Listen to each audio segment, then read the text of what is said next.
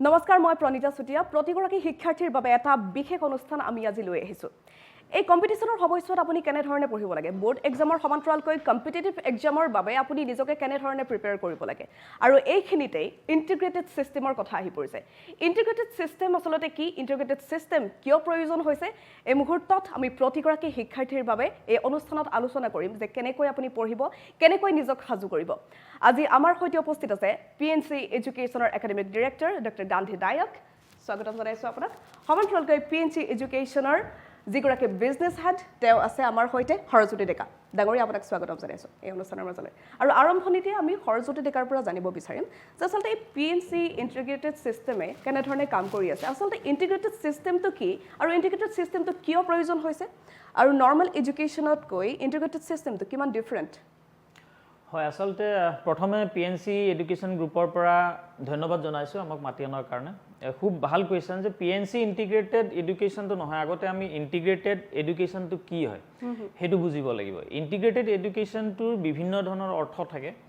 কিন্তু আমাৰ যোনটো ইণ্ডাষ্ট্ৰি সেইটো ইণ্ডাষ্ট্ৰিৰ ইণ্টিগ্ৰেটেড এডুকেশ্যনটোৰ অৰ্থটো হ'ল ইঞ্জিনিয়াৰিং, মেডিকেল বা যিকোনো কম্পিটিটিভ লেভেল এক্সামৰ লগতে বৰ্ড এক্সামৰ কাৰণে prepare at a time under one roof কৰাটোক ইণ্টিগ্ৰেটেড এডুকেশ্যন বুলি কোৱা হয়। ইয়াতে কথা থাকে, এতিয়া নৰ্মেল এডুকেশ্যন ব্যৱস্থাটোৰ লগত ইণ্টিগ্ৰেটেড এডুকেশ্যন ব্যৱস্থাটোৰ পাৰ্থক্যটো কি হয়। নৰ্মেল এডুকেশ্যন ব্যৱস্থাটো যোনটো আমি 5 বছৰ আগত আমি কৰি আহিছোঁ, বা নৰ্মেল যোনটো ট্ৰেডিশ্যনেল মেথড হয় যে সি টিউশ্যনত যাব, স্কুল অহাৰ পিছত স্কুলত যাব, স্কুলৰ পৰা ছুটি ঘৰত আহিব, ঘৰত আহি ভাতটো খাই টিউশ্যন বা কোচিঙত যাব।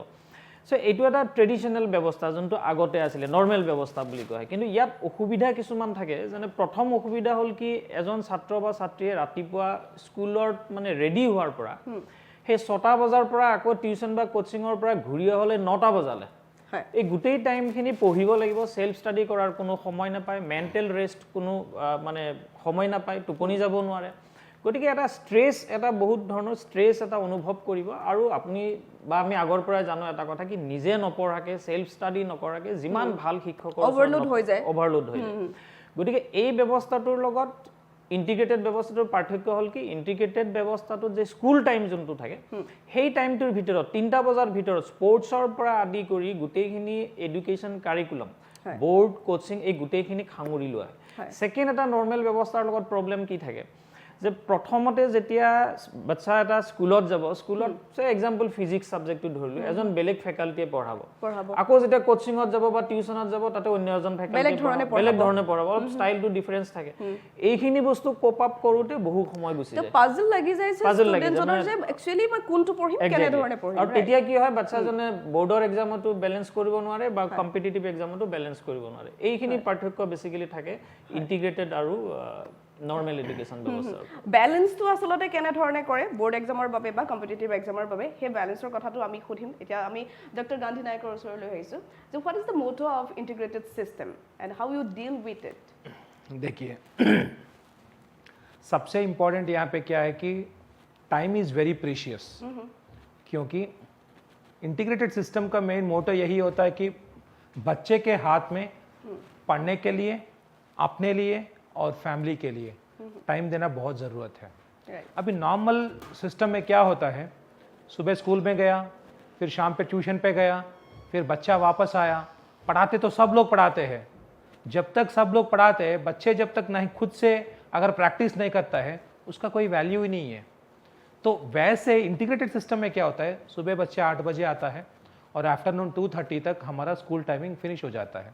और इस टाइम ड्यूरेशन पे बच्चों को एक साइड पे बोर्ड, एक साइड पे एंट्रेंस, एक साइड पे काउंसलिंग सेशंस, एक साइड पे उन लोग को फिजिकल एजुकेशन क्लासेस होता है, उस पर बच्चों को खिलाते हैं स्पोर्ट्स वगैरह। और उसके बाद बच्चा घर जाएगा, एम्पल अमाउंट ऑफ टाइम 2:30 से लेके लगभग 10-11 बजे तक बच्चे के हाथ में लगभग 7 से 8 घंटे का एक बहुत बड़ा टाइम स्पैन मिलता है। उसमें 1 आवर और 1.5 आवर ऑफ टाइम। अब देखिए, नॉर्थ ईस्ट के बच्चे बहुत वर्सेटाइल है, हर 5 में एक बच्चा डांस करता है या गाना गाता है, म्यूजिशियन है, आर्टिस्ट है,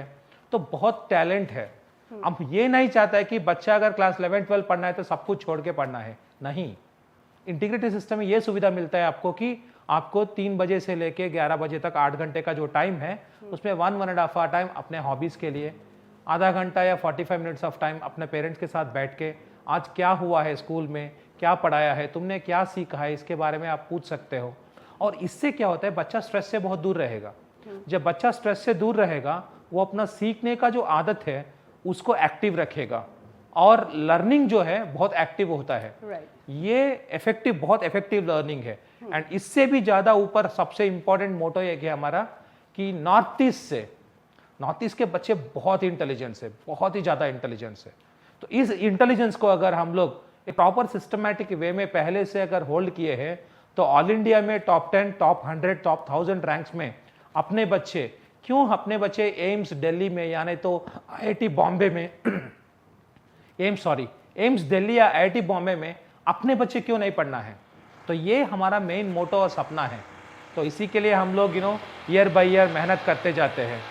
মই গান্ধী নায়কৰ ওচৰলৈ আহিম পুনৰ। এইবাৰ আমি সৰস্বতী টিকাৰ ওচৰলৈ আহিছোঁ। যিহেতু আপোনালোকৰ দুটা আছে ইণ্টিগ্ৰেটেড ছিষ্টেমৰ ক্লাছেছ, 2 বছৰীয়া আৰু 4 বছৰীয়া। এই 2 বছৰীয়া আৰু 4 বছৰীয়া ইণ্টিগ্ৰেটেড ক্লাছেছবোৰ কেনেধৰণৰ আচলতে ডিফাৰেঞ্চটো কেনেকুৱা তেনেকুৱা? এইটো এনেকুৱা হয়, আপোনাক মই এইটো উত্তৰটো দিয়াৰ আগতে অলপ পিছুৱাই যাব লাগিব। আপুনি যদি এতিয়া চাই যে ইঞ্জিনিয়াৰিং মেডিকেল এণ্ট্ৰেঞ্চৰ এপ্লিকেঞ্চ যিটো গতিত বাঢ়িছে, মানে বছৰে বছৰে যিমান এপ্লিকেঞ্চ বাঢ়ি গৈছে, সেই হিচাপত গভৰ্ণমেণ্ট মেডিকেল কলেজ হওক বা IITত হওক বা NEETত NITত হওক, চিটটো সেই হিচাপত ইনক্ৰিজ হোৱা নাই আৰু নোৱাৰো। ইমান এপ্লিকেঞ্চৰ যদি ৰেচিঅ' চাই তেতিয়াহ'লে খুব কম সংখ্যক ষ্টুডেণ্টে ইঞ্জিনিয়াৰিং মেডিকেল এণ্ট্ৰেঞ্চত কোৱালিফাই কৰে বা চিট পায়। ইয়াৰ কাৰণ এটা হয়, আৰু যদি আপুনি আমাৰ উত্তৰ পূৰ্বাঞ্চল আৰু আপুনি কোটা এনেকুৱা যদি কম্পেয়াৰ কৰিব যায়, তেতিয়াহ'লে চাব আমাৰ এইফালৰ ৰিজাল্টছবিলাক বা চিলেক্টেড যিবিলাক চিটছ থাকে সেইবিলাক বহুত কম যদি কম্পেয়াৰ কৰিব যায়। তাৰ কাৰণ এটা কি, আমাৰ উত্তৰ পূৰ্বাঞ্চলত বা অসমত এটা মেণ্টেলিটি এতিয়াও আজিৰ ডেটতো আছে যে আমি প্ৰথমতে ল'ৰা বা ছোৱালীজনীক বৰ্ডৰ কাৰণে খুব মানে এফৰ্ট দিব দিওঁ যে অকল বৰ্ডত ভালকৈ পঢ়িব লাগিব and after completion of board 12 এক্সামৰ পিছত আমি এবছৰ সিহঁতক ড্ৰপ কৰাওঁ, মানে নৰ্মেল আমি তেনেকৈ ভাবোঁ।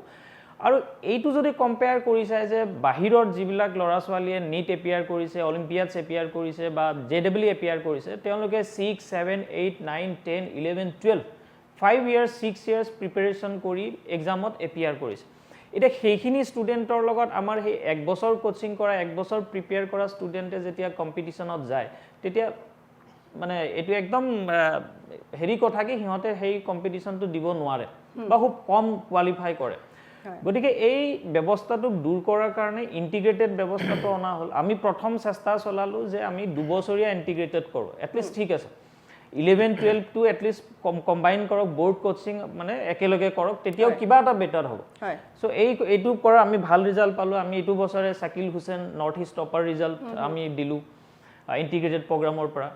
তাৰপিছত আপোনাৰ যদি নৰ্থ ইষ্টত চাই তেতিয়াহ'লে মেক্সিমাম চিলেকশ্যন আমি দিব পাৰিছোঁ মেডিকেল এক্সামত হওক বা ইঞ্জিনিয়াৰিং কম্পিটিটিভ এক্সামত। গতিকে এই বস্তুটো আৰু বেটাৰ কৰিবৰ কাৰণে আমি 4 yearsৰ ইণ্টিগ্ৰেটেড প্ৰগ্ৰামটো ষ্টাৰ্ট কৰিছোঁ, মানে ক্লাছ 9ৰ পৰা 9, 10, 11, 12। এতিয়া কম্পেয়াৰ যদি কৰে 2 years 4 yearsৰ অবভিয়াছলি 4 yearsটো যদি কৰে তেতিয়াহ'লে সময়টো বেছি পাব, গাইডেন্সটো বেছি সময়ৰ কাৰণে পাব। গতিকে পাৰ্থক্যটো এতিয়া 4 বছৰত সি 9ৰ পৰা বৰ্ড আৰু কোচিং একেলগত কৰিব। আৰু যিবিলাকে অলৰেডি পাৰ হৈ গ'ল ক্লাছ 9, তেওঁলোকেতো ঘূৰি যাব নোৱাৰে আৰু, গতিকে তেওঁলোকে 11-12 2 yearsৰ প্ৰগ্ৰামটো কৰিব। ইভেন 11-12ৰ যিটো 2 yearsৰ প্ৰগ্ৰাম সেইটো বেটাৰ। কেলে কি আফটাৰ হায়াৰ ছেকেণ্ডেৰী বহুতে যেতিয়া কোচিং কৰিবলৈ যায় তেওঁলোকে বহুত বেছি ফেচ কৰিবলগীয়া হয় difficulties. After higher secondary coaching যিবিলাক কৰিব সেই প্ৰভিজনটো আমাৰ আছে, মানে আছে ধৰক এতিয়া এটা ধৰক ধুবুৰী এৰিয়াটো ধৰি লওক, তাতে সেই সুবিধাটো তেওঁলোকে নাপায়। গতিকে সিহঁতৰ আফটাৰ হায়াৰ ছেকেণ্ডেৰী তেওঁলোকে ষ্টাৰ্ট কৰিব লগা হয় আৰু তেওঁলোকে ইমান বেছি চেলেঞ্জেছ ফেচ কৰিব লগা হয়। তেওঁলোকে বুজি নাপায় যে কম্পিটিশ্যনৰ কাৰণে কেনেধৰণে তেওঁলোকে দৌৰিব, কেনেকৈ পঢ়িব। গতিকে এইবোৰ বেলেঞ্চ কেনেকৈ কৰে আপোনালোকে? বৰ্ড এক্সাম, আকৌ কম্পিটিটিভ এক্সামবোৰ থাকে বা NEETৰ কাৰণে কিছুমানে প্ৰিপেয়াৰ কৰে, JEE কাৰণে প্ৰিপেয়াৰ কৰে। এতিয়া চাওক কম্পিটিশ্যন যিমান বাঢ়ি গৈছে সেই হিচাপত এৱেৰনেছো নবঢ়া নহয়, বাঢ়িছে। এতিয়া আমাৰ ইণ্টিগ্ৰেটেড একাডেমিতে অসমৰ বিভিন্ন প্ৰান্তৰ হওক, অৰুণাচল, নাগালেণ্ড, মণিপুৰ, নৰ্থ ইষ্টৰ সমগ্ৰ জেগাৰ পৰা ষ্টুডেণ্ট আহিছে ৰেচিডেঞ্চিয়েল প্ৰগ্ৰামটোত। গতিকে এৱেৰনেছ বাঢ়িছে আৰু মানুহে গম পাইছে কি কম্পিটিশ্যনটো দিবৰ কাৰণে, সেই কম্পিটিশ্যনত যাবৰ কাৰণে যোনটো ৰ মেটেৰিয়েলছ মানে যুদ্ধত যাবৰ কাৰণে যোনটো হাথিয়াৰটো লাগিব সেইটো লাগিব। নিশ্চয় গতিকে সেইটো কাৰণে তেওঁলোক আহিছে আহি খুব ভালেই চলিছে আৰু প্ৰিপাৰেশ্যনবিলাক চলি আছে নিশ্চয় নিশ্চয় আৰু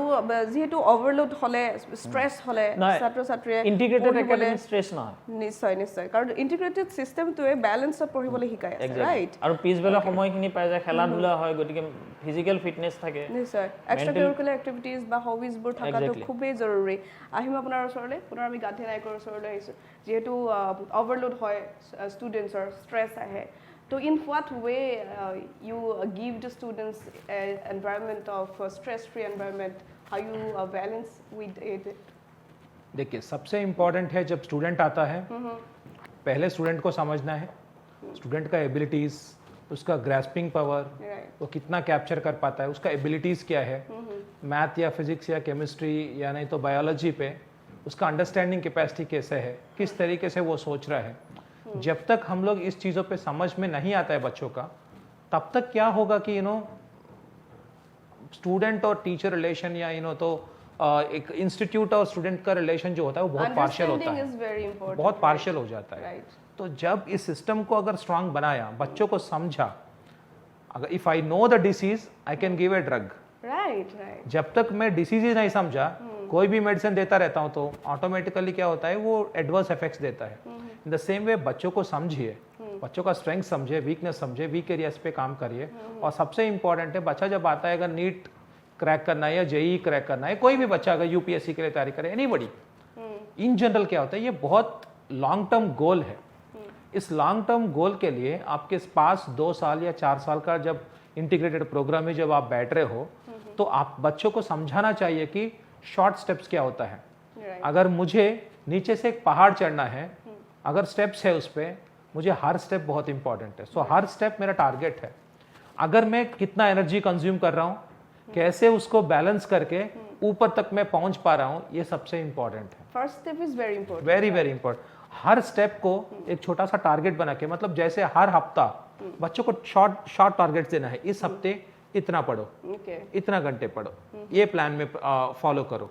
और इस चीज को क्या करते हैं हम लोग स्पेशली हमारे पास वन ऑन वन मेंटरशिप होता है हर टीचर 10 बच्चों को मेंटरिंग लेते हैं तब क्या होता है देखिए 100 बच्चे हैं 10 टीचर हैं तो 100 बच्चे को 10 टीचर एक टीचर 10 बच्चों को ले लिया तो 9 बच्चों को समझना बहुत आसान हो जाता है और उसके बाद हम लोग क्या करते हैं हर महीना पेरेंट्स के साथ पेरेंट टीचर और स्टूडेंट इन तीनों का इंटरफेस में एक पीटीएम होता है ये बहुत क्लोज्ड पीटीएम है जहाँ पे पेरेंट्स भी अपना बच्चे के ऊपर अंडरस्टैंडिंग हम लोग को बोलते हैं और जैसे ही हम लोग भी हमारा अंडरस्टैंडिंग्स जो बच्चे के ऊपर फाइंडिंग्स है वो पेरेंट के साथ डिस्कस करते हैं तो keeping transparency is very important इस चीज पे क्या होता है बच्चों पे दोनों जगह से हम लोग जब इक्वल फ्रीक्वेंसी या सेम फ्रीक्वेंसी में काम करते हैं तो बच्चों का एबिलिटीज डेवलप करना बहुत आसान हो जाता है तो बहुत सारे जगह में क्या होता है without understanding the ability of the students directly बच्चा आ गया उस पर काम करना शुरू करता है ये बहुत ही गलत कॉन्सेप्ट है तो इसीलिए बच्चा को स्ट्रेस फ्री एनवायरनमेंट में जाने के लिए पहले आपसे थोड़ा तो बॉन्ड बनना चाहिए वो बॉन्ड तभी बनेगा जब आप बच्चों को समझना शुरू करते हो तो this is how we generally follow আমি গান্ধী নায়কৰ সৈতে কথা পাতি থাকিম এবাৰ হৰজ্যোতি ডেকাৰ ওচৰলৈ পুনৰ আহিছোঁ যিহেতু এতিয়া সকলোতে কম্পিটিশ্যন সৰুৰ পৰাই বাক দেউতাকে কয় যে অমুকৰ ল'ৰাই অমুকটো কৰি দেখুৱালে তুমি পাৰিব লাগিব আচলতে ঘৰখনৰ পৰাই সেই কম্পিটিশ্যনৰ মনোভাৱটো আনি দিয়া হয় ছাত্ৰ ছাত্ৰীক নহয় জানো আমিও সৰুতে শুনিবলৈ পাইছিলোঁ তেনেকুৱা আমাৰ ঘৰত নহ'লেও ওচৰ চুবুৰীয়াৰ ওচৰত গতিকে এই কম্পিটিশ্যনৰ সময়ছোৱাত ইণ্টিগ্ৰেটেড ছিষ্টেমে কিমান সহায় কৰে বুলি ভাবে ডেফিনেটলি ইণ্টিগ্ৰেটেড ছিষ্টেমে সহায় কৰিব এই কম্পিটিশ্যন সময়ছোৱাত এটা সৰু এটা উদাহৰণ দিছোঁ আজিৰ পৰা 5-6 বছৰ আগত চাওক যে আজি স্কুলৰ ছাত্ৰ ছাত্ৰীয়ে কিমানজনে এবাকাছৰ ক্লাছ কৰিছে আজি যদি আপুনি যায় তেতিয়াহ'লে স্কুলৰ প্ৰায় 50% ল'ৰা ছোৱালী এবাকাছৰ ক্লাছত যায় বা এনেকুৱা ধৰণৰ ৰবটিক্সৰ ক্লাছ কৰে মানে এই কম্পিটিশ্যনটোৰ লগত পেৰেণ্টছেও সেই ঠিক ধৰণে ষ্টুডেণ্টক তেনেকৈ গ্ৰুমিং কৰি আনিছে ৰাইট আৰু এইটোৰ ক্ষেত্ৰত ইণ্টিগ্ৰেটেড একাডেমীৰ ভূমিকাটো তেতিয়া আহে প্ৰথম কথা যে আমি ঠিক আছে পেৰেণ্টছ হৈ আমি প্ৰেছাৰ দিব পাৰিম ষ্টুডেণ্টক ক'ব পাৰিম যে তই ইমান % আনিব লাগিব তই JEE পাব লাগিব নীট পাব লাগিব কিন্তু ষ্টুডেণ্টজনে বুজি পাব কি তাৰ মেণ্টেল লোডটো কিমান হৈ গৈছে স্কুলৰ হোমৱৰ্ক থাকিব কোচিঙৰ হোমৱৰ্ক থাকিব প্লাছ সি আকৌ নিজাকে পঢ়িব সময়ো নাপায় এই গোটেইখিনি মিলাই খুব এটা কথাৰ খুব চান্সেছ থাকে কি তাৰ ফিজিকেল ফিটনেছটো বেয়া হৈ যাব খেলা ধূলাটো টাইম নাপাব গতিকে এইটো ক্ষেত্ৰত ফিজিকেল ফিটনেছ হওক সেলফ ষ্টাডি হওক এই গোটেইখিনি বস্তু পাবৰ কাৰণে যদি তেওঁলোক JEE বা নিটৰ এছপাইৰেঞ্চ হয় তেতিয়াহ'লে ইণ্টিগ্ৰেটেড একাডেমিত যোৱাৰ বাহিৰে বেলেগ উপায় নাই মানে উপায় আছে কোচিং কৰিব পাৰে কিন্তু সেই বস্তুটো আকৌ থাকিব অভাৰলোড ৰাইট আৰু সময় নাপাব কোচিং ক্লাছেছবোৰে কি কৰে অলপ টাইম বেছিও খায় কাৰণ কেলে হায়াৰ ছেকেণ্ডেৰী পাছ কৰাৰ পাছত তুমি কোচিং ল'লা কোচিঙৰ কাৰণে এবছৰত গোটেই ক্লিয়াৰ কৰিব লাগিব ৰাইট কিন্তু তুমি যদি বোৰ্ড এক্সামৰ সমান্তৰালভাৱে পঢ়ি থাকোঁতেই যদি তুমি ইণ্টিগ্ৰেটেড চিষ্টেম ল'লা ডেট মিনছ তুমি কোচিং ক্লাছেছবোৰ পঢ়ি থাকোঁতেই কৰি আছা এইটো চাওক দেখা কথা এতিয়া যদি এবছৰ কোচিঙত আহে তেতিয়াহ'লে 4 বছৰ 3 বছৰীয়া কোৰ্সটো এবছৰত শেষ কৰিবলগীয়া হয় গতিকে এইটো ডেফিনেটলি অবভিয়াছলি লোডটো বেছি হ'ব লোডটো বেছি হ'ব আৰু তাতে আৰু কথা থাকে কি মই এটা কথা আগৰ টক শ্ব'টোতো মেনশ্যন কৰিছোঁ যে ইণ্টিগ্ৰেটেড একাডেমিৰ যোনটো চিষ্টেম হয় এই চিষ্টেমটো আমি দেখিছোঁ এতিয়া ধৰক নাম ক'ব নোৱাৰি যে সৰু সুৰা দুটা তিনিটা ৰুম লৈছে ৰুম লৈ তাতে এক্স ইণ্টিগ্ৰেটেড একাডেমি বা কিছুমান আছে ইণ্টিগ্ৰেটেড একাডেমি ডাঙৰে হয় কিন্তু তেওঁলোকৰ থাকি দামী স্কুল লৈছে বা তেনেকৈ ইণ্টিগ্ৰেটেড একাডেমি কিন্তু কথাটো হ'ল ইণ্টিগ্ৰেটেড একাডেমি বুলি কোৱাৰ লগে লগে দুটা বস্তু আহে এটা আহে কোচিং আৰু এটা আহে বৰ্ড এতিয়া আপুনি এটা বস্তু এৰাব নোৱাৰে বৰ্ড বুলি কোৱাৰ লগে লগে যোনটো এটা এনভাইৰনমেণ্ট পৰিৱেশ এটা বৰ্ডত থাকিব লাগে যেনে আপুনি চাওক এখন বিদ্যালয় চাওক প্লেগ্ৰাউণ্ড থাকিব লাগিব কলেজ উইক হ'ব লাগিব নৱাগত আদৰণি সভা হওক বিদায় সভা হওক এই গোটেই বস্তুখিনি হৈ এখন বিদ্যালয় স্কুল এখনত যিবোৰ যোনটো পায় কিন্তু এইখিনি অভিভাৱকে চাব লাগে যে অভাৰলোড দিব গৈ বেছি এক্সপেক্টেশ্যন এটা লৈ এনেকুৱা জেগা এটাত দি দিব নালাগে কি য'ত ষ্টুডেণ্টজনে সেই মানে যোনটো চাইল্ডহুড এই বস্তুটো শেষ হৈ যাব সি গমেই নাপাব কেনেকৈ স্কুলতো নৱাগত হয় নেকি প্লেগ্ৰাউণ্ড আছে নেকি কিন্তু আমাৰ এই ব্যৱস্থাটোত কি হয় আমাৰ সম্পূৰ্ণ প্লেগ্ৰাউণ্ডৰ পৰা আদি কৰি ছুইমিং পুলৰ পৰা আদি কৰি স্পৰ্টছ উইক আপোনাৰ যিবিলাক আমাৰ টিম মানে ষ্টুডেণ্টৰ মাজৰ পৰা আমি চিলেক্ট কৰোঁ কোনোবাই যদি মানে ষ্টেট লেভেল কিবা লেভেল খেলিব যায় সেইবিলাক কৰা হয় ছিংগিঙৰ আমি কিবা যদি মানে অডিশ্যন হয় তাতে আমি চিলেক্ট কৰোঁ যে আমাৰ ষ্টুডেণ্টেও কৰিব নেকি এই গোটেই বস্তুখিনি আমি এটা পেকেজত বনাইছোঁ আমাৰ তাত যিবিলাক ষ্টুডেণ্ট আহে তেওঁলোকে এইটো ফিল কৰিব কেতিয়াও নোৱাৰে যে সি মানে কোচিং টাইপত ইণ্টিগ্ৰেটেড একাডেমিটোত পঢ়িছে সি এটা টোটেলি স্কুলৰ এনভাইৰনমেণ্ট পাব খেলা ধূলাৰ পৰা আদি কৰি গোটেইখিনি এনভাইৰনমেণ্ট পাব আৰু পিছবেলা যদি সিহঁতক এক্সট্ৰাকে টিউশ্যন লাগে বা যদি কিবা বুজি পোৱা নাই একাডেমিক ডাইৰেক্টৰ ছাৰ আছে তেওঁলোকে সেনেকৈ ক'লে কি 10জন ষ্টুডেণ্টৰ এগেইনষ্টত এজন টিচাৰ থাকে গতিকে এই গোটেইখিনি চাই চিন্তি অভিভাৱকসকলে এডমিশ্যন দিলে ভাল যাতে মানে মই আমাৰ তাত দিবৰ কথা কোৱা নাই যাতে পৰিৱেশটো পায় সেইটো বহুত ইম্পৰ্টেণ্ট নিশ্চয় নিশ্চয় মানে মেণ্টেল হেল্থৰ কাৰণে মানুহ সকলো ছাত্ৰ ছাত্ৰীক আউটডোৰ গেমছ এটা খুবেই প্ৰয়োজন मैं यहाँ पे एक चीज़ और ऐड करना चाहता हूँ ठीक है बच्चों का फ्यूचर जो है ना एक रेस्पॉन्सिबिलिटी है ठीक है क्योंकि education is a service sector यहाँ पे हम लोग का बच्चों का फ्यूचर जो है ये फ्यूचर जनरेशन जो है या उन लोग का फ्यूचर जो है बच्चों का ये अपने हाथों में दे रहे हैं तो कितना अच्छे से कंस्ट्रक्टिव वे में कर रहे हो आप उस फ्यूचर को कंस्ट्रक्ट करना ये कंस्ट्रक्टिव वे में कर रहे हो या डिस्ट्रक्टिव वे में कर रहे हो ये बहुत मैटर करता है अगर खुद का ग्रोथ के लिए करोगे तो बहुत डिस्ट्रक्टिव बनेगा वही अगर आप बच्चों का करियर को अपना माइंड पे रख के बच्चों को लाइफ स्किल सिखाना है बच्चों को प्रॉब्लम शूटिंग स्किल सिखाना है ऐसा नहीं कि फिजिक्स केमिस्ट्री या मैथमेटिक्स बायोलॉजी एंट्रेंस एग्जामिनेशन ये नहीं है इसमें एक प्रॉब्लम है उस प्रॉब्लम को बच्चा ने कैसे सॉल्व कर रहा है वही चीज़ लाइफ में भी उसको ये सिखाता है कि जब टफ टाइम्स या प्रॉब्लम्स आता है तो वो प्रॉब्लम सॉल्विंग एप्टीट्यूड स्किल्स बच्चों में डेवलप हो जाता है ये बहुत इंपॉर्टेंट है क्योंकि आजकल बच्चे हार को नहीं ले पाते हैं देखिए मैं एक स्पोर्ट्समैन हूँ स्पोर्ट्स मुझे एक चीज़ सिखाया है या तो तुम जीतते हो या नहीं तो तुम सीखते हो तुम हारते हो कभी नहीं अगर हम सोचते हैं कि आज मैंने हारा उसका मतलब है you are taking some negativity तो वो नेगेटिविटी की ज़रूरत ही नहीं है तो हर चीज़ पे बच्चों को हम पहले दिन से रेडी करना है कि डिफीट को लेना कैसे है failure is nothing but a learning exactly failure का डर जो बच्चे के दिमाग में या दिल में है उस चीज से बच्चों को जब निकाल के लेके आओगे ये सबसे important success of any of the systems तो हमारा मेन मोटो यही होता है कि बच्चों को पहले कम मार्क्स आया अभी देखिए एक एग्जाम हो गया मैं क्लासरूम पे जाके पूछता हूँ बेटा मार्क्स कितना है वो हैप्पीली बोलता है कि सर इस बार मुझे 550 मिला है उसका फेस में हैप्पीनेस दिखता है वही बच्चा को मैं नेक्स्ट टाइम जब उसका मार्क्स कम आया उसका आवाज नहीं निकलता है तो ये चीज से बाहर निकालना है बच्चों को। उसको लगना चाहिए कि हाँ मैंने इस बार मेहनत कम किया, पढ़ाई कम किया, इसलिए मेरा मार्क्स कम आया है। रियलिटी में रखना है बच्चों को। तब क्या होता है, बच्चा ऑटोमेटिकली आज डॉक्टर बना, इंजीनियर बना या कुछ भी हो, लाइफ में वो बहुत ही अच्छा इंसान बनेगा और सक्सेसफुल ह्यूमन बीइंग बनेगा वो। सो ये काफ़ी इंपॉर्टेंट चीज़ है। Problem solving skills, trouble shooting skills बच्चों को सिखाना है। Students mental health is very important for their future. और इसके लिए आप लोग टाइम सेट कैसे करते हैं? मतलब पढ़ाई के लिए कितना टाइम निकालते हैं और स्पोर्ट्स के लिए कितना टाइम? फैकल्टीज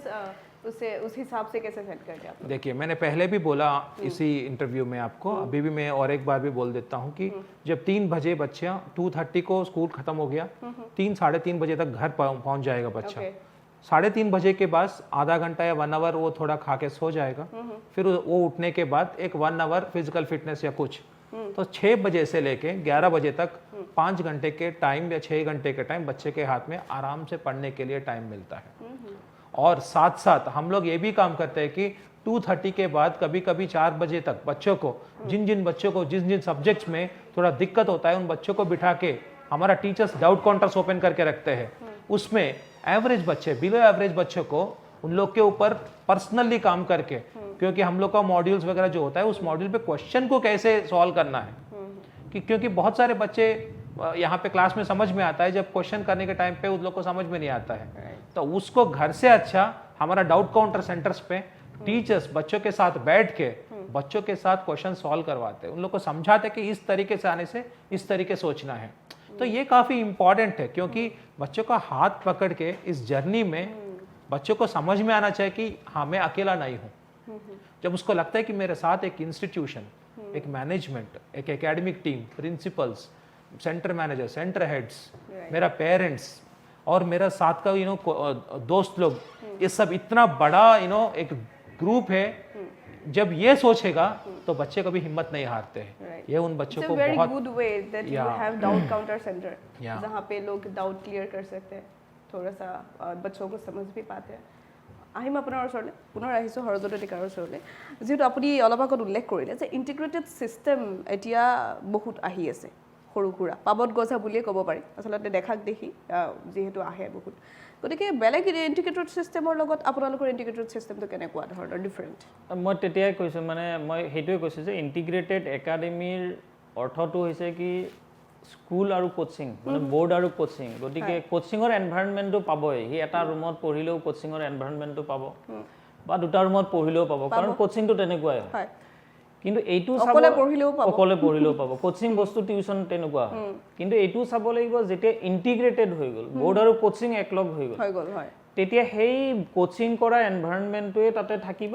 নে তাতে সেই যে স্কুল বুলি আমি ক'লোঁ, বৰ্ড বুলি ক'লোঁ, সেই বৰ্ডৰ এনভাইৰনমেণ্টটো মই যেনেকৈ ক'লোঁ এখন স্কুলৰ যোনটো এনভাইৰনমেণ্ট সেইখিনিও তাতে থাকিব নে নাথাকে। গতিকে এইখিনি ডিফাৰেঞ্চ আছে। আমি চালে অভিভাৱকসকলে গম পাব চালে যে ক'ত কি পায়। আমি এতিয়া চাওক 15 বছৰ 18 বছৰ আমাৰ অভিজ্ঞতা হ'ল ইয়াতে, মানে এই এডুকেশ্যন ইণ্ডাষ্ট্ৰীত। গতিকে আপছ ডাউন এনেকুৱা ইণ্ডাষ্ট্ৰী বহুত দেখিলোঁ। গতিকে সেইটো কাৰণে সেইটোৱে অনুৰোধ জনাওঁ যে চাই চিন্তি তেওঁলোকে এডমিশ্যন দিয়ক, ৰিজাল্টছবিলাক চাওক। বা অকল আৰু এটা কথা কি, এজন শিক্ষক বা অকল এটা ছেকশ্যন ভাল হ'লে এটা ইনষ্টিটিউট ভাল হ'ব নোৱাৰে। এটা ইনষ্টিটিউটৰ পৰা যেতিয়া ৰিজাল্টছ আহিব লাগিব, য'ত মানুহৰ বিশ্বাসটো জাগে, বিশ্বাস কেতিয়া যাব। এতিয়া কিছুমান ক্ষেত্ৰত কি হয়, আমি দেখোঁ কি এজন ফেকাল্টি বা দুজন ফেকাল্টি খুব ভাল পঢ়ায়, মানে ৰসিক, মানে ষ্টুডেণ্টে ভাল পায়। This is not result oriented, মানে ভাল লাগে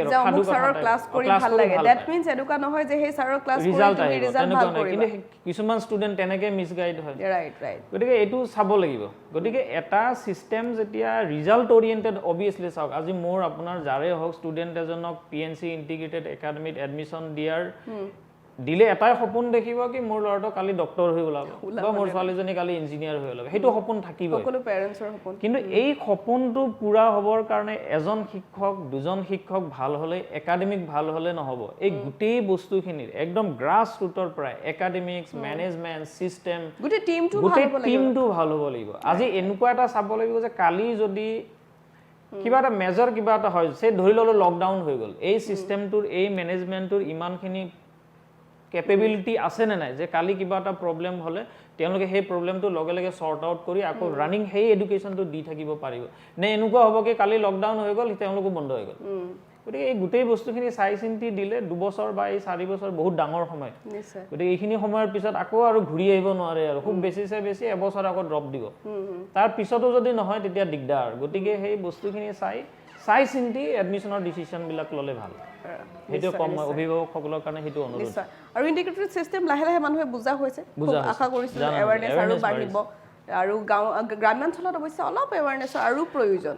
আছে আমি তেনেকুৱা ধৰণৰ আমি বহুত জেগাত এৱাৰনেছ প্ৰগ্ৰাম কৰিছে নেকি কৰিছোঁ আমি উত্তৰ পূৰ্বাঞ্চলৰ প্ৰায় বহু জেগাত আমি তেওঁ গৈছে আমাৰ লগত আমি গৈ তেওঁ ৱৰ্কশ্বপ ছেমিনাৰ কৰিছোঁ এৱাৰনেছ আনিছোঁ কেনে JEE কি হয় নিট কি হয় কেনেকুৱা ধৰণৰ কম্পিটিশ্যন হয় সেইটো কৰিবৰ কাৰণে কেতিয়াৰ পৰা প্ৰিপাৰেশ্যন কৰিব লাগে তো তেনেকুৱা ধৰণৰ কাম কৰি আহিছোঁ আৰু এৱাৰনেছ বাঢ়িছে নবঢ়া নহয় কিন্তু কিছুমান বস্তু নাই এতিয়া কিছুমান জেগাত ছিষ্টেমটো নাই কোনো চলোৱা নাই ষ্টাৰ্ট দিয়া নাই গতিকে উপায় নাই আৰু তেওঁলোকে নিজাকে চলাই আছে হয় নিশ্চয় আচলতে PNC এডুকেশ্যনৰ কথা খুব ভালেই চৰ্চা যেহেতু ষ্টুডেণ্টছবোৰক ভালকৈ গাইড কৰা বুলি আমি শুনি আছোঁ তো how are the results of last year and what's the expectation देखिए रिजल्ट्स अगर बोलते हो तो ऑलमोस्ट नॉर्थ ईस्ट में सब लोग जानते हैं कि पोटेंशियल एंड कॉन्सेप्ट ने अपना मार्क हर साल रखता है और हर साल हमारा जो रिजल्ट है एक्सपोनेंशियली बढ़ता रहता है काफ़ी रिजल्ट एक इंडिकेशन है एक सिस्टम या मैनेजमेंट किस तरीके से सिस्टमैटिक वे पे काम कर रहे हैं लेट अस से हम लोग का अगर रिजल्ट देखते हो साल बाय साल let it be JEE let it be NEET number of selection number of 600 plus number of north east toppers कितने बार हम लोग प्रोड्यूस किया यही समझाता है कि यहाँ पे एक ऑर्गेनाइज्ड और सिस्टमैटिक वे में काम चलता है we have produce last year हम लोग 25 से ज़्यादा IITians को प्रोड्यूस किए हैं देखिए आप सोचिए पहले जब बच्चा को लगता है कि नॉर्थ ईस्ट में बहुत सारे बच्चे सोचते हैं कि एडवांस मैथ टफ है मैथमेटिक्स टफ है इस थॉट से बच्चों को बाहर निकाल के उस बच्चे को अगर IIT का गेट तक हम लोग उसको पहुंचा दिया है उसको देख के उसके पीछे एक क्यों खड़ा हो जाता है हम लोग का मोटो भी यही है इंटीग्रेटेड सिस्टम में हम लोग यही मोटो लेके हम लोग आगे बढ़ते हैं कि हम लोग 10 बच्चे भेजे तो वो 10 बच्चे 100 बच्चों को इंस्पायर करेंगे तो वैसे अगर मेडिकल का रिजल्ट देखे लास्ट ईयर शकील हुसैन जो 695 मार्क्स लेके आए हैं नॉर्थ ईस्ट का टॉपर था वो लड़का इंक्लूडिंग सिक्किम को भी ऐड करने से 8 स्टेट का टॉपर है वो लड़का और उसके साथ साथ अगर आप देखते हो the one and only organization complete north east में जहां पे बच्चों का नाम फोटोग्राफ और कॉलेज अलॉटेड हर बच्चा जितने बच्चे का सिलेक्शन हुआ है सब मिला के दिया एकलौता कोचिंग इंस्टीट्यूट हमें ये चीज हम लोग क्यों करते हैं कि देखिए पेरेंट्स को ना ट्रांसपेरेंट रिजल्ट ट्रांसपेरेंट इंफॉर्मेशन बहुत इंपॉर्टेंट है क्योंकि पेरेंट जब अपना बच्चा क्लास 10 के बाद या नहीं तो क्लास 8 के बाद या नहीं तो ड्रॉपर बनना चाहता है तो उस टाइम पे पेरेंट सोचता है एक क्वेश्चन मार्क में रहता है कि कहाँ पे डालूं मैं तो उस पजल में पेरेंट को समझना कि हाँ मुझे यहीं पे पढ़ाना है वो कहाँ से कहीं से भी वो रिजल्ट को देख के करता है वो तो रिजल्ट ट्रांसपेरेंसी या इंफॉर्मेशन ज़्यादा पेरेंट्स ज़्यादा कंसर्न है राइट हाँ वेरी मच सो इसीलिए transparency of data transparency of information और रिजल्ट्स इज वेरी इंपॉर्टेंट जो हम लोग मानते हैं हमारा जो मैनेजिंग डायरेक्टर है वो खुद एक IITian है वैसे सर का एक मोटो है कि कुछ भी करके ऑल इंडिया का रैंक 1 हमको यहाँ से प्रोड्यूस करना है इसीलिए हम लोग इस साल से 4 इयर्स इंटीग्रेटेड प्रोग्राम स्टार्ट कर रहे हैं उसका मोटो भी यही है 4 इयर्स इंटीग्रेटेड में हम लोग का प्लान भी हाँ चलिए ऑल इंडिया में टॉप 1 या टॉप 10 या टॉप 100 हम क्यों नहीं कर पाएंगे यहाँ से क्लास 9 में आप सोचिए क्लास 9 में अगर आज हम लोग ओलंपियाड का रिजल्ट लेते हैं असम से NSCJS बोल के एक एग्जाम है उसमें असम से सिलेक्शंस नहीं है तो हमने सोचा कि नहीं नेक्स्ट ईयर से हम लोग खड़ा करेंगे बच्चों को NTSC सिलेक्शंस खड़ा करेंगे बच्चों का बायोलॉजी ओलंपियाड पे खड़ा करेंगे बच्चों को ओलंपियाड रिजल्ट्स देखिए एक सिस्टम में ना एक रिजल्ट जब बात करते हो आप ऐसे नहीं कि नीट का या JEE का रिजल्ट होता है एक रिजल्ट का मतलब उस साल पे जितने एग्जाम्स होता है जैसे बोर्ड्स पकड़िए जैसे ओलंपियाड पकड़े physics olympiad chemistry astronomy biology olympiad mathematics olympiad जैसे RMO होता है असम मैथमेटिक्स ओलंपियाड्स होता है फिर नीट फिर JEE and one and only coaching institute in north east जहां पे हर एग्जामिनेशन पे बच्चे सक्सेसफुल है ये मैं प्राउडली बोल सकता हूं तो इसके लिए बहुत मेहनत है एक सिस्टम काम करता है, एक छोटा सा ड्राइवर से लेके आया दीदी से लेके हमारा मैनेजिंग डायरेक्टर तक, आपको पता नहीं है हम लोगों में सबसे ज्यादा वर्क करने वाला जो इंसान है, मैं बोल सकता हूँ कि हमारा मैनेजिंग डायरेक्टर है। क्लासेस पढ़ाते हैं, उसके बाद अपना टाइम को बच्चों के साथ टाइम को स्पेंड करते हैं, हम लोग के साथ डिस्कशंस करते हैं और क्या करेंगे, नेक्स्ट टारगेट क्या है अपना, नेक्स्ट एजेंडा क्या है। तो इसी से आप अच्छा रिजल्ट प्रोड्यूस कर सकते हो। because he is the main root na মানে এইখিনিতে মই এড কৰিছো, মই অলপ আগতে কৈছিলো কি গোটেই সিস্টেমটো পেকেজ হয়, এটা ভাল হলে নহয়। তেওঁ যেনেকৈ ক'লে মেনেজিং ডাইৰেক্টৰ মেইন ৰুটটো ভাল হলে আসলতে গছজোপা ভাল হ'ব। এটা বিকাশ সিসোদিয়া স্যার এমডি, তেওঁ নিজে ৰাতিপুৱাৰ পৰা গধূলি ক্লাছ লয়, এক্টিভ হৈ থাকে, মানে এক্টিভ ক্লাছ লয়। মানে তেওঁ এইটো এৰি দিব নোখোজে কি এতিয়া ধৰক বেলেগৰ কিবা কম্প্ৰমাইজ হ'ব নেকি। গতিকে য'ত গোটেই মেনেজমেণ্টৰ হেড অফ দ্য মেনেজমেণ্টজনে যদি এনেকৈ লাগি থাকে, গতিকে অভিভাৱকে চিষ্টেমটো পুৰা বিলিভ কৰিব পাৰে। নিশ্চয় নিশ্চয়, এইটো এটা গুড চাইন যে মেইন ৰুট যদি ইমান এক্টিভ, তেনেহ'লে নিশ্চয় ফচল ভাল হ'ব। নিশ্চয় সকলোৱে গৌৰৱ কৰিব লাগে। And we wish you will achieve your goal. কথা পাতিব লগা আৰু বহুত আছিল, কিন্তু সময় যিহেতু আমাৰ যথেষ্ট তাকৰ, আমি পৰৱৰ্তী সময়ত পুনৰ লগ পাম পুনৰ এটা অনুষ্ঠানত, আৰু ছাত্ৰ ছাত্ৰীসকলৰ সহায়ক হ'ব বুলি ভাবিছোঁ। এই অনুষ্ঠানটো চাই তেওঁলোকে হয়তো বুজিব পাৰিছে যে কেনেকৈ পঢ়িব লাগে। ইণ্টিগ্ৰেটেড ছিষ্টেমত নাহিলেও তেওঁলোকে অন্ততঃ এইটো বুজি পালে যে ইণ্টিগ্ৰেটেড ছিষ্টেম কিমান ইম্পৰ্টেণ্ট। ডক্টৰ গান্ধী নায়ক, ধন্যবাদ জ্ঞাপন কৰিছোঁ। সৰস্বতী ডেকা, আপোনাকো ধন্যবাদ জ্ঞাপন কৰিছোঁ। আৰু দৰ্শকসকল, শিক্ষাৰ্থীসকল, আপোনালোককো ধন্যবাদ যিসকলে আমাক চালে। আশা কৰিছোঁ আপোনালোক অলপ হ'লেও ফলপ্ৰসূ হ'ব এই অনুষ্ঠানটো চাই। ইয়াৰ লগে লগে মই প্ৰণীতা চুতীয়াই বিদায় লৈছোঁ। ধন্যবাদ।